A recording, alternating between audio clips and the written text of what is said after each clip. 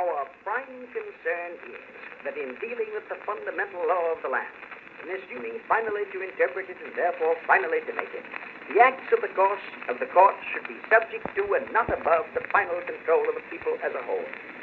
I deny that the American people have surrendered to any set of men, no matter what their position or their character, the final right to determine those fundamental questions upon which free self-government ultimately depends.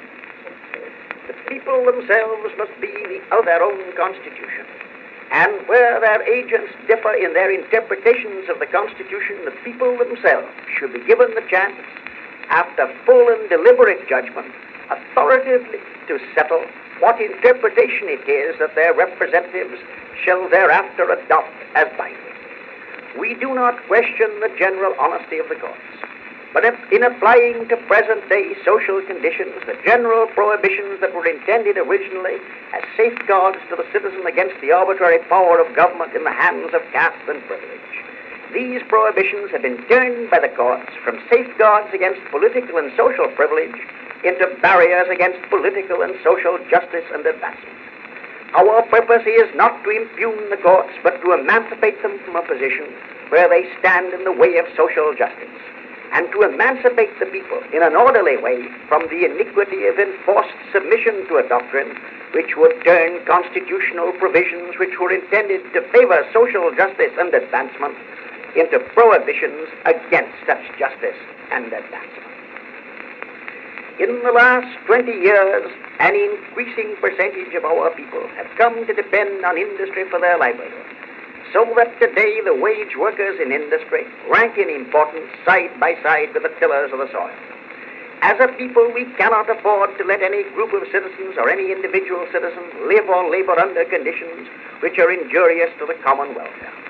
Industry, therefore, must submit to such public regulation as will make it a means of life and health, not of death or inefficiency.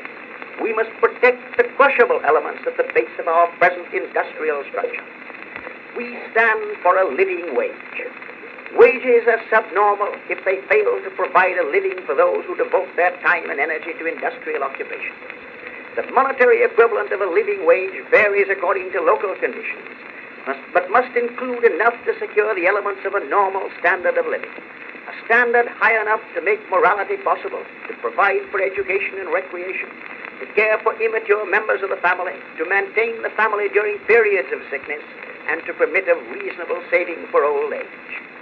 Hours are excessive if they fail to afford the worker sufficient time to recuperate and return to his work thoroughly refreshed. We hold the night work of labor and women, that the night labor of women and children is abnormal and should be prohibited. We hold that the employment of women over 48 hours per week is abnormal and should be prohibited.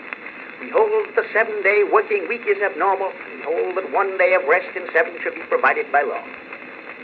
We hold that the continuous industries operating 24 hours out of 24 are abnormal, where because of public necessity or for technical reasons, such as molten metal, the 24 hours must be divided into 2 shifts of 12 hours or 3 shifts of 8. They should, by law, be divided into 3 of 8.